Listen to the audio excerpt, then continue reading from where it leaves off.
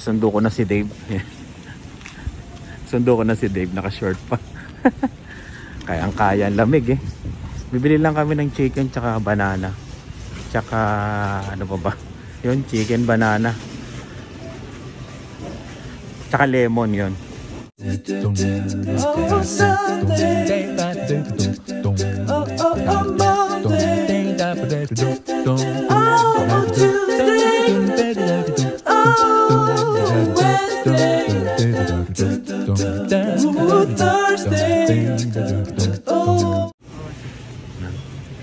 Hindi naka-sale yung bigas, oh, 36, grabe no. Yeah. Huwag ka na, Dave. Bibili lang ako, kuha lang ako ng ano, banana dito. Yan, eto. Para lang kami na malengke ni Dave eh. Hindi na kami kumuha ng cart eh, no. Eto lang. Ay ano, lemon. Tapos uwi na tayo. Parang sa palengke lang ginawa namin ni Dave. Eto lemon. Lemon. 8. Ay, hindi, yung isa yung maliliit. Ayun na yun. Ito oh, 3.99 lang oh. Naka-sale oh. 1. Tara. Yung gahanap kami ng ano, drawer para kay Dave. Baka meron dito eh. Sa mga damit niya. Ito si Lian oh. Ay si Ilan. Lamig na lamig. Canadian. Tinatamad ako mag-jacket eh. Kaya pa naman. Ang daming paninda ah. Dumami yung paninda nila no. Grabe oh, puno na oh. Lumakas na to. Lumakas eh. Daming paninda. Ito yung gusto ko. Gusto ko to. Yung tumba-tumba. 119 pala to. Mahal no. Saan? Ah, cloth? Oo. Cloth ba to? Fabric ko nga, tama. Hanap kami drawer ni ano eh. Ni Dave. Ay, ito mami oh. Ito yung nakita mo, yung binuo. Kitchen nga yun, kitchen. Saan? Storage hotboard. Malaki yan eh oh. Ang problema dito, ikaw na naman magbubuo. Ito, yung bathroom nga. Bathroom. Madami dito, try nyo dito. Ito kami nilang panindo ngayon oh.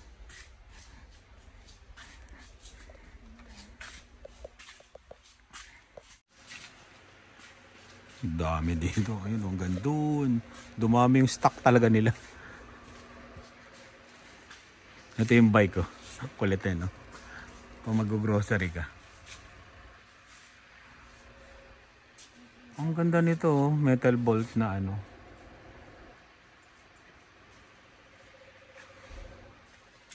O ano-ano mabibili dito eh.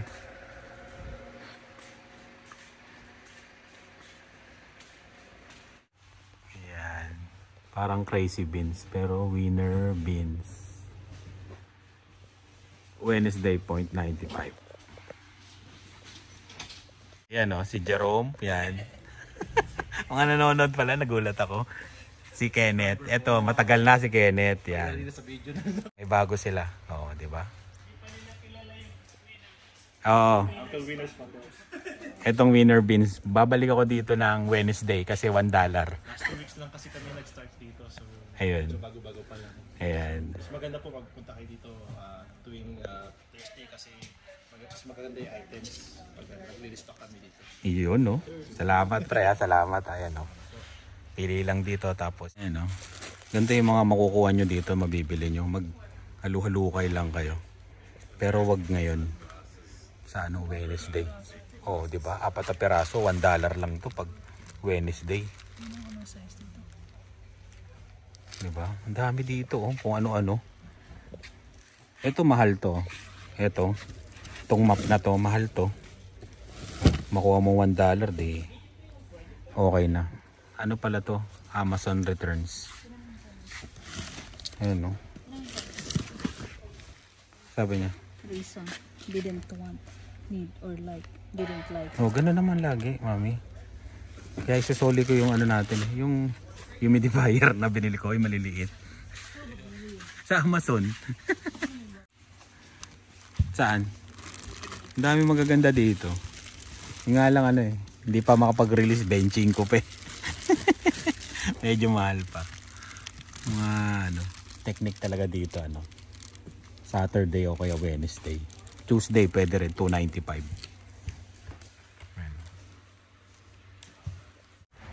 Kalahin mo nga naman puro subscriber pala yung mga ano doon, yung mga empleyado. Yun, shoutout sa inyo ha. Shoutout, yan. Babalik kami dyan, babalik kami.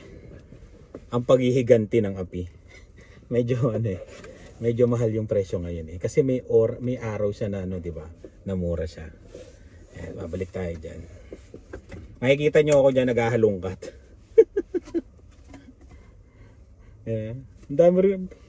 Madami rin siguro yung mga nandun din ng mga puti, mami. Kunyari ngayon hindi bibili yan. Tinitignan lang nila yung gusto nilang bilhin, no? Parang tayo. Inisipatan ko na yung mga gusto kong bilhin. Mawawala na nga daw yun. Bukas mura bukas eh. Magkano bukas? 15, 16. Bukas. Oh, baka balikan na natin yung map doon, mami, no? Kasi mahal yon yung map. $60 yun. Sa ano ba to? Sa superstore. Sa Rona yun. Oo, yung mga ganun, $60. Yung sa 24 nga, namamahalan pa ako. Kasi alam mong baba-baba, di ba? Siguro naman, di naman lahat mauubos yung map na yun bukas. O kaya sa susunod na araw. Kaya, tingin tayo. Yan. Yun, shoutout ulit sa inyo, mga pare ko eh. Sinabihan ko na sila na pumunta sa bahay. Sa Walmart na. Sa tayo, Walmart.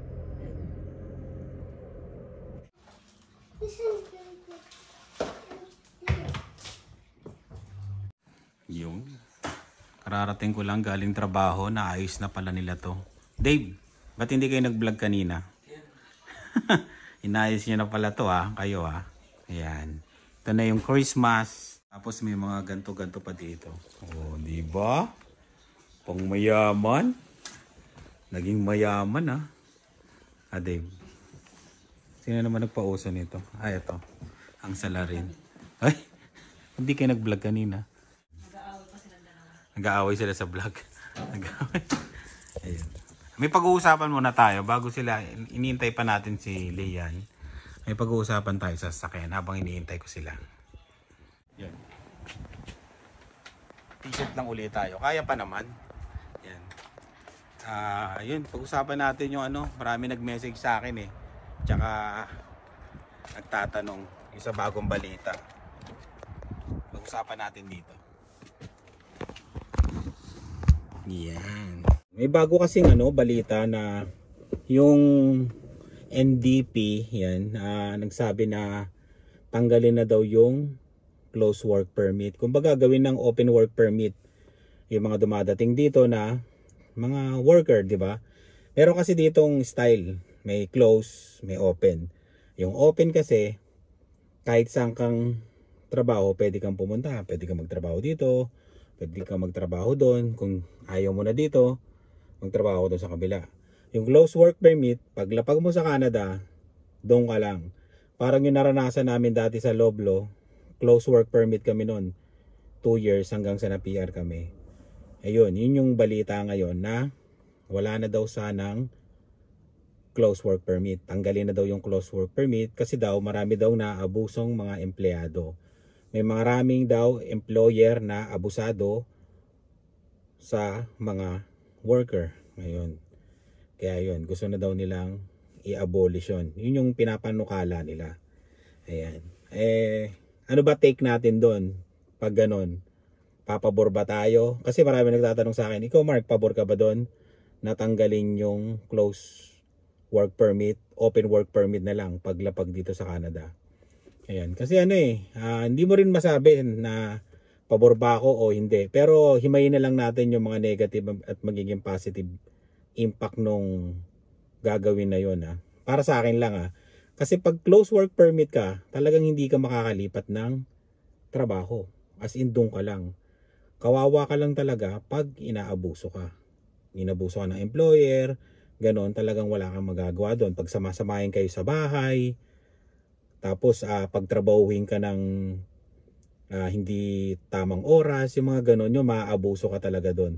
Pero meron namang mga mababait na mga employer, katulad nung sa amin, sa mga ibang nakausap ko rin, mababait naman yung employer nila. Kaya yun yung take ko doon sa close work permit, na sana tignan din nila kung pag inopen nila. Kasi pag inopen work permit na yan, syempre hahanap yan. Kawawa naman yung mga matitinong employer.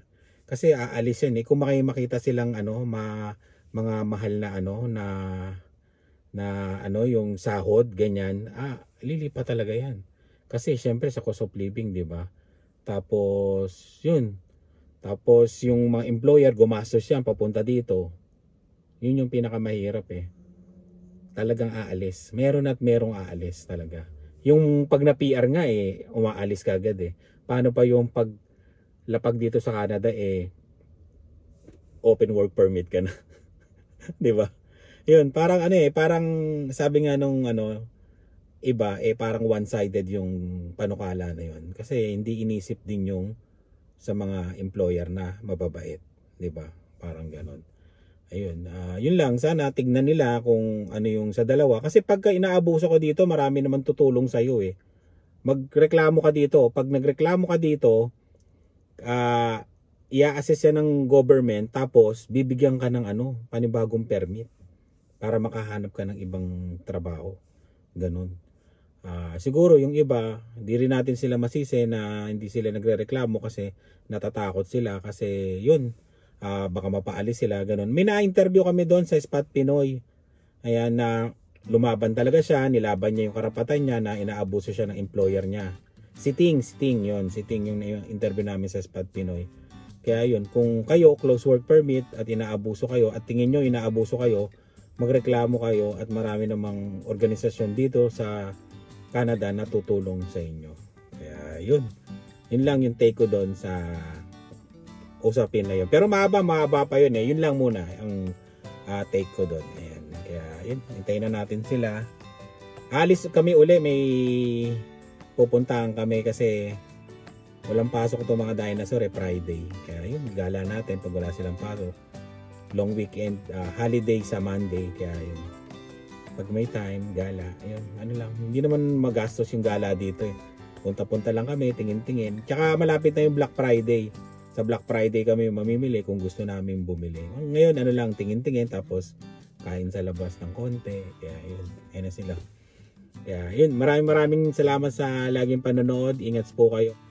Message lang kayo pag may tanong kayo. Tapos message lang kayo pag may tanong kayo. Maraming salamat sa laging panonood. Ingat po kayo at tuloy lang ang buhay Canada.